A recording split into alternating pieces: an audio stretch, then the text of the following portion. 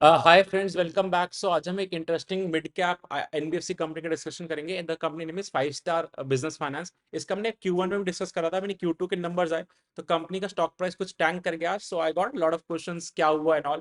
सो discuss करते हैं because अच्छी कंपनी है, ये साउथ बेस्ड लेंडर है एंड पैन इंडिया एक्सपैंड कर रहा है एंड ग्रोथ भी अच्छा है इसका। सो लेट्स स्टार्ट, इसको डिस्कस करते हैं। सो इनका market cap as you can see around 22,000 crore का है। सो एक मिड कैप कंपनी है। इनका अगर मैं स्टॉक प्राइस का मूवमेंट दिखाऊं, सो ओवर द इयर्स अच्छा ही करा है इन्होंने। बस अभी ऑल टाइम हाई पे था एंड जैसे यार रिजल्ट आया तो स्टॉक प्राइस टांग कर गया। सो उसका रीजन डिस्कस करते हैं। सो अगर इनका as a told you south based है तो इनका भी major presence Tamil Nadu, Andhra Pradesh, Karnataka side है। बट ये पैन इंडिया एक्सपैंड कर रहा है। इनका average ticket size is around 3.5 lakh का लोन देते हैं लोग। एंड ये 100% बुक इनका सिक्योर्ड है। ये अनसिक्योर्ड लेंडिंग में बिल्कुल भी नहीं है, जहाँ पे अभी इश्यूज चल रहे हैं पूरे इकोनॉमी में। So that's a good thing. But still अगर इकोनॉमी में इशू आता है तो स्ट्रेस सबको ही आता है, सबकी बुक्स पे इम्पैक्ट करता है। वो भी अभी दिखाऊंगा मैं आपको। एंड इनके जो कस्टमर प्रोफाइल है, किसको लोन देते हैं? सो ये सेल्फ बिजनेस ओनर को देते हैं एंड सेल्फ एम्प्लॉयड इंडिविजुअल्स जो होते हैं, जो जिनके अपने बिजनेसेस होते हैं, एंड सिंगल शॉप ओनर्स को ही ये लोग लेंड करते हैं। ये इनका स्ट्रैटेजी है। इन्होंने ये यूएसपी अपना करा है कि हम सिंगल शॉप ओनर्स को देंगे बिकॉज इन्होंने कुछ अपना वर्कआउट करा होगा कि this strategy works for them. And ये टीयर 3 से लेकर टीयर 6 के टाउन्स में लेंड करते हैं एंड 100% सिक्योर लेंडिंग होता है। तो इधर ही क्यों करते हैं? बिकॉज टीयर 1 2 में तो आपके तो अच्छे लेंडर्स भी करते हैं, राइट? बजाज फाइनेंस भी है and like Bajaj holdings, Bajaj housing finance भी है। सो वहां पे बड़े लेंडर्स हैं, एचडीएफसी बैंक भी लेंड कर रहा है। बट टीयर 3 4 5 6 सिटीज में जहाँ पे इतना अच्छा प्रोफाइल नहीं होता कस्टमर का, जो फर्स्ट टाइम बोरोवर्स बहुत सारे होते हैं इनके, जिनका इतना हिस्ट्री नहीं होता but they are doing good in their business, उन लोग को ये लोग लेंड करते हैं। तभी रेट ऑफ इंटरेस्ट भी ज्यादा चार्ज कर पाते हैं ये लोग। एंड इनके अब जो Q2 के जो नंबर्स आए, जो मेन थिंग था, उस पर डिस्कस करते हैं। सो कंपनी का जो लाइक एसेट अंडर मैनेजमेंट है वो अराउंड 10,900 करोड़ का है। सो एसेट अंडर मैनेजमेंट कैसे डिफाइन होता है? आप कंपनी जो होती है पहले डिस्पर्स करती है लोन, एंड उस पर कलेक्ट भी करती है कुछ। सो नेट अमाउंट जो आपका एक पर्टिकुलर क्वार्टर के एंड में, सो Q2 दैट इज सितंबर 2024 के एंड में, आपके कितने loans were there in the market, so that is your asset under management. So वो 10,900 करोड़ का नंबर आता है। एंड इन्होंने जो डिसबर्सल करते हैं वो क्वार्टर एंड क्वार्टर -5% हुआ। डिस्पर्स तो करा अमाउंट अराउंड 12,050 करोड़ का डिस्पर्स करा, बट -5% था वो लास्ट क्वार्टर के कंपैरिजन में। ईयर ऑन ईयर इंप्रूव करा। एंड यही रीजन था कि स्टॉक प्राइस में इशू है, बिकॉज मैनेजमेंट सेड कि जो पहले इनका गाइडेंस था 30% से एसेट अंडर मैनेजमेंट को इंक्रीज करना, वो 25% रहेगा। बिकॉज सीइंग द इकोनॉमी का कंडीशन, जो माइक्रो फाइनेंस में इश्यूज चल रहे हैं, दे आर बीइंग कॉशियस और अपने नॉर्म्स भी हायर कर दी, स्ट्रिक्टर कर दिया lending. And they want to be very cautious during this environment. So हम कम रेट से डिस्पर्स करेंगे। तो मार्केट को एक चीज पसंद नहीं आया, because like they value market 30% के हिसाब से इनको वैल्यू करता था। एंड स्टॉक का जो प्राइस टू बुक था वो भी थोड़ा एक्सपेंसिव था कंपेरेटिवली, बिकॉज ये अच्छे एफिशिएंसी पैरामीटर से काम करता था। बट अभी जो गाइडेंस कम हुआ था, इसलिए मार्केट ने इनको लाइक पनिश कर दिया। तो that's the main thing. And का देखोगे जो ग्रॉस एनपीए क्या होता है, जो 90 डेज तक जो आपको लोग पैसे नहीं देते, उतना कितना परसेंटेज है वो, ऐसे पूरे एयूएम का कितना परसेंट जो है वो 90 डेज तक आया नहीं आपके पास। सो ये नंबर 1.47 एंड ये year on year and quarter quarter दोनों टाइम दोनों में बढ़ा है, 0.6 and 0.12। I will show you the trend in next slide कि ये कैसे मूव कर रहा है। सो ये थोड़ा अपवर्ड इंच कर रहा है क्योंकि इकोनॉमी में स्ट्रेस भी है तो रिफ्लेक्ट होता है, बट वेरी मार्जिनल। सो इतना इशू की बात नहीं है। एंड जो इनका प्रॉफिट आफ्टर टैक्स है वो ईयर ऑन ईयर 34% इंक्रीज करा है, quarter on quarter 7%। So profitability भी तो कंपनी अच्छा कर रही है, बट आगे का गाइडेंस लो कर दिया तो अकॉर्डिंगली प्रॉफिटेबिलिटी भी कम होगा ईयर ऑन ईयर के कंपेरेटिव में। एंड जो अभी उन्होंने गाइडेंस कम करा है वो FY 25 तक के लिए करा है, दैट इज जो नेक्स्ट 6 मंथ्स के लिए। उसके बाद दे विल रीवैल्यू इट। वो गाइडेंस पे डिटेल में डिस्कस करते हैं। एंड जो रिटर्न ऑन इक्विटी है, very important parameters for share holders, company कितना रिटर्न बना रही है, सो 19%। सो it's a very good number. And continuously upward increase करा, एंड ईयर ऑन ईयर तो 2% इंक्रीज करा। एंड कंपनी कंटिन्यूसली इंक्रीज करती जा रही है, इसको इन्होंने गाइडेंस भी अच्छा दिया है। सो लाइक शेयर होल्डर्स के लिए जितना पैसा बनाओगे, ultimate objective of every investor is कि मेरा रिटर्न कितना बढ़ेगा, तो ROE डिफाइन करता है वो। मैं इन सब टॉपिक्स को डिटेल में अलग अलग वीडियोस में भी कवर करने का प्लान कर रहा हूँ। So let me know what's your thought on it. So this is the like collection efficiency and gross NPA net NPA का chart. So let me show you जो GNPA स्टेज 3 इज बेसिकली जिनका 90 days तक पैसा नहीं आता आपको, तो वो कितना परसेंटेज है। सो क्वार्टर ऑन क्वार्टर ये ट्रेंड है। सो ये 1.3% था, 1.4, 1.3, 1.4, लेकिन अभी 1.47 हो गया। So you can C slightly increase है ट्रेंड में। मतलब थोड़ा सा स्ट्रेस है, although very marginal, but stress तो है।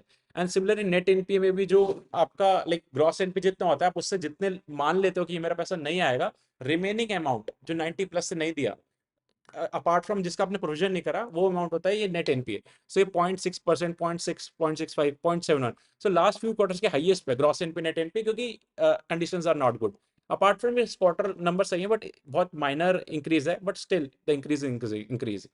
एंड इनका जो आई वाज टेलिंग कि 9% पे ये लोग बोरो करते हैं, लाइक अराउंड 25% पे लेंड करते हैं, which is a very high number in terms of जो भी हमने SBFC India Shelter company discuss करा था, they were also to 100% back asset back lending.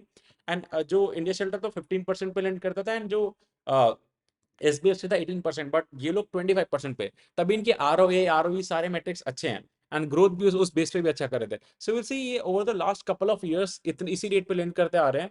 And इनका जो कॉस्ट ऑफ बोरोइंग है वो इनका काफी डिक्रीज हुआ है, फ्रॉम 12% टू 9% पे ले आया अपना कॉस्ट ऑफ फंड्स। सो जो भी कंपनी का कॉस्ट ऑफ फंड्स कम हो रहा होता है, वो बहुत अच्छा पॉइंट होता है। एंड अलॉन्ग विद दैट आप अपने लेंडिंग रेट सेम रखो, तो आपको ज्यादा स्प्रेड्स मिलते हैं, बिकॉज आपका फिर अर्निंग ज्यादा होता है, आपका आरओ इतना ज्यादा होगा, आरओई ज्यादा होगा उतना जितना आप स्प्रेड्स हाई रखोगे एंड डिस्पर्स अच्छा करोगे। सो इनका देखोगे लाइक अराउंड पहले 12% होता था स्प्रेड, फिर 13, 14, 14.5, एंड अभी इन्होंने गाइड करा थोड़ा कम करेंगे, उस पर डिस्कस करते हैं, but this is the trend. And continuously इनका क्रेडिट रेटिंग अपग्रेड होता है, तो आपको cost of funds come rate पे मिल जाता है मार्केट से, चीप पे मनी मिल जाता है, बट आप सेल उतने पे कर रहे हो।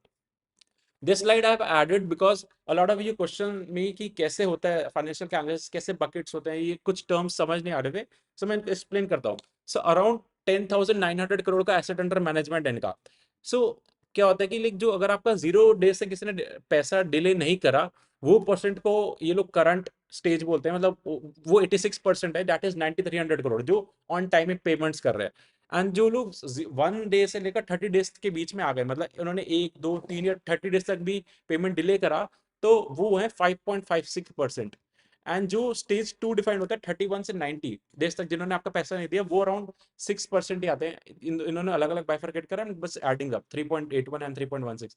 एंड जो 90 डेज से ज्यादा आपका पैसा नहीं दिया, जिन्होंने 1.47 आता है पूरे एयूएम का, सो ये लोग हो जाते हैं ग्रॉस एनपीए। ग्रॉस एनपीए में से आप डिफाइन करते हो कितना पैसा नहीं आएगा basis some rules and all, बाकी बचा वो नेट एनपीए होता है। So this is how the bucket movement is.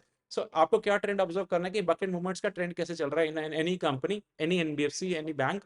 वो बेटर ये होता है कि कम साइड ही मूव करे, अपर साइड मूव करता है तो स्ट्रेस आएगा बुक्स में। So that's how you valuate. So पूरे पूरे बुक का बाइफरकेशन देते हैं, एंड यू कैन सी 1.47 जो ग्रॉस एनपीए हम बोल रहे हैं, वो आपको यहाँ पे मैच करेगा number. Let me show you, see 1.47 is a gross NPA. So ऐसे ही बकेट मूवमेंट होता है। I hope it you got it the clarity. And ये कौन कौन पे आते हैं? सो मैनेजमेंट ने the first thing is pace of growth को कम कर दिया, जो that's a very disappointing thing for the management, but seeing the economic situation I think so it's a good step, being very cautious than aggressively lend करना, बाद में सारा NPA कर देना। So that's a thing. And अभी क्या कर रहे हैं, इन्होंने एक मेजर गाइडेंस दिया कि अभी जैसे लाइक 25% पे लेंड करते हैं, एंड का स्प्रेड अराउंड 16% का, जैसे कि 2% से ये लोग 1 नवंबर से जो लोन्स देंगे उस पर 2% कम करेंगे, अराउंड 22-23% पे लेंड करेंगे। This is basically like RBI भी कुछ स्ट्रिक्ट हो रहा था depending on the rate of interest जो आप लोग चार्ज करते हो कस्टमर से। So being in the RBI good books and थोड़ा लाइक कस्टमर फ्रेंडली भी होने के लिए and competitive in the market, ये लोग अपना लाइक रेट ऑफ इंटरेस्ट कम कर रहे हैं। बट स्टिल अभी अब जो नए डिस्पर्सल पे कर रहे हैं, तो ऑलरेडी बहुत सारी बुक जो पुरानी है वो सारी फिक्स रेट पे, हाई रेट पे है, तो इसलिए इतना इम्पैक्ट नहीं आएगा, बट लॉन्गर रन में थोड़ा प्रॉफिटेबिलिटी कम होगा। बट एक और थिंग है कि अभी रेट कट्स भी आएंगे इकोनॉमी में, तो वो इनको भी एडवांटेज मिलेगा, थोड़ा रेट कट होगा, and they are also passing it to the customer. So इन्होंने like that's something they highlighted, very big thing. And अभी जैसे स्ट्रेस चल रहा है इकोनॉमी में, सो मैनेजमेंट हाईलाइटेड कि अभी ये लोग क्या कर रहे हैं, ब्यूरो स्क्रबिंग कर रहे हैं, मतलब अपने जितने 4.3 लाख कस्टमर्स हैं उनका ब्यूरो स्कोर निकाल रहे हैं, चेक कर रहे हैं कि कितने कस्टमर्स हैं जिन्होंने ओवर लेवरेज्ड है। मतलब ओवर लेवरेज मतलब जिन्होंने 3 से 4 लोन ले रखे हैं अपार्ट फ्रॉम देयर लोन। सो इनका लोन तो सिक्योर्ड लोन है, बैक लोन, बट जो बाकी लोन्स जो लाइक लोअर मिडिल क्लास को केटर करते हैं लोग, तो वो लोग अदर लोन्स भी ले रहे हैं अनसिक्योर्ड लेंडिंग, बिकॉज अभी उनके पास लाइक फंड्स नहीं है, वो एक एक लोन को पे करने के लिए दूसरे लोन ले रहे हैं और भी नीड्स आ रहा है, तो स्ट्रेस क्रिएट हो रहा है इकोनॉमी में। सो 14% लोग इनके ओवर लेवरेज्ड हैं, बट उन्होंने देखा कि जो ओवर लेवरेज भी हैं उनमें से 0.5% दैट इज 1600 कस्टमर ने कलेक्शन एफिशिएंसी में थोड़ा प्रॉब्लम करा है। So things are under control, ये सेस कर रहे थे अपनी बुक्स का। क्योंकि जो कस्टमर, एक कस्टमर ही माइक्रो फाइनेंस, एक कंपनी एक कस्टमर ही मल्टीपल जगह से लोन लेता है, लेकिन दे सेड कि जैसे ही अगर हमारा अनसिक्योर्ड, जहाँ पे अनसिक्योर लेंड करा है जिस बोरोवर ने, ये तो सिक्योर लेंड नहीं करते हैं, जहाँ ने अनसिक्योर करा है वो वहां पे डिफॉल्ट कर जाता है। बट क्योंकि हमारा पास उसका घर या शॉप है, तो इसलिए वो हमारे लोन्स पे डिफॉल्ट नहीं करता, and we are very much safe. ये इन्होंने बहुत जगह देखा है trend, I will show you पहली सिचुएशंस आई थी, but this we are able to sail through it and हमें इशू नहीं होता। But still they are also closely monitoring the situation कि कहीं पे भी स्ट्रेस बिल्डअप ना हो, इसलिए उन्होंने कॉशियस स्टैंड लिया कि अपने नॉर्म से स्ट्रिक्टर कर दिए। Similarly if you notice SBFC ने भी यही करा, if you can check out my last video, उन्होंने भी यही करा क्योंकि स्ट्रेस बिल्डअप हो रहा था इकोनॉमी में, तो थोड़ा लेंडिंग डिस्पर्सल साइड पे लोग सब वो गए। इन्होंने लॉन्ग टर्म अपना गाइडेंस दिया 3-4 ईयर्स का। आर ओ ए जो अभी 6% है वो 8% हो जाएगा, क्योंकि ये लोग अभी रेट अपने डिस्पर्सल रेट भी कम कर रहे हैं, एंड स्प्रेड भी अभी 16% और 12% हो जाएगा, same reason. And R O E ultimately जो होता है, objective of any company any bank, R O E shareholders के अपना पैसा बनाएगा, तो वो नंबर कंटिन्यूसली अप है। इन्होंने गाइडेंस दिया 20 से 22% का आर ओ ई का मूवमेंट, अभी 19 है वो हो जाएगा, तो that's something. And as a told you कि लाइक एक ही बोरोवर मल्टीपल जगह से, एक कस्टमर मल्टीपल जगह से बोरो करता है मनी, बट इनका जहाँ पे सिक्योर लेंड कर रखा होता है, अपने कस्टमर का कोलेटरल कलेक्ट कर रखा है, तो वहां पे वो डिफॉल्ट नहीं करता। Okay.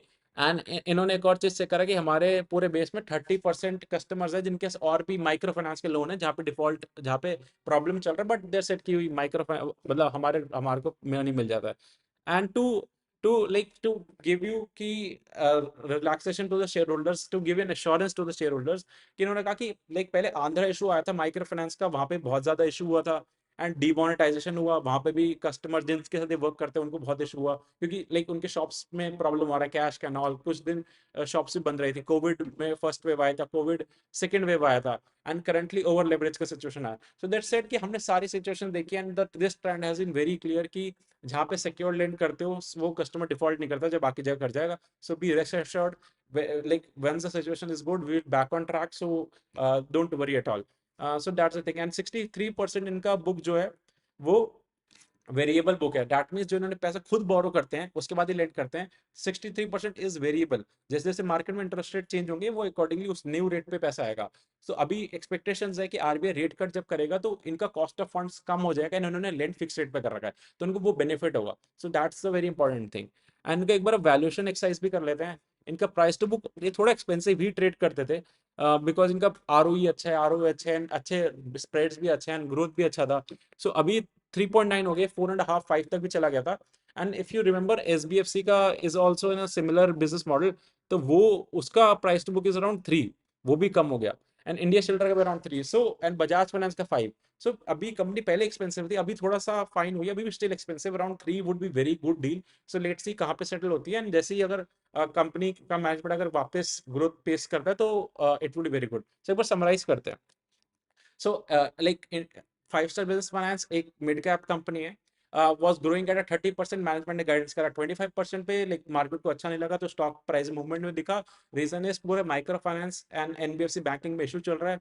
You can see it from IndusInd bank, micro finance का इशू, आईडीएफसी फर्स्ट बैंक 6% का बुक माइक्रो फाइनेंस के बुक में वहां पे भी इशू आया, एंड अरमान फाइनेंशियल्स, एंड बहुत सारी माइक्रो फाइनेंस में तो पूरा इशू चल रहा है। तो एक लेंडर एक जगह से अगर खाली माइक्रो फाइनेंस का कस्टमर है तो वो नहीं होता, बाकी जगह भी उसने कहीं ना कहीं और लोन ले रखा होता है, तो अगर उसको कहीं एक जगह प्रॉब्लम करता है तो ओवरऑल इकोनॉमी में स्ट्रेस बिल्डअप होता है। Considering and seeing this situation only, इन्होंने मैनेजमेंट स्टैंड लिया कि हम नॉर्म स्ट्रिक्ट कर देंगे, एंड खाली इन्होंने नहीं, even India shelter and SBFC ने भी यही अपने कॉन्फ्रेंस में गाइड करा, and which a very good thing. अभी 6-6 मंथ्स के लिए दे सेड कि हम ये देखते हैं इकोनॉमी ठीक होगा, then according will take a call, and once the things normalize we'll pick up the pace again. So company अच्छा करिए, and we need to closely monitor इनके एनपीएस कैसे चल रहे हैं, कैसे मूवमेंट हो रहा है, as I showed you. So yeah, company का अच्छा ही आउटलुक है, एंड वैल्यूएशन भी थोड़ा अच्छे रेंज में आ गया है। So that's the outlook of the company. And as you all know, recommendation तो होता नहीं है, do your own analysis or consult your financial advisor before taking any call, and let me know if you have any questions about this company or in general, will help you out. Okay, thank you.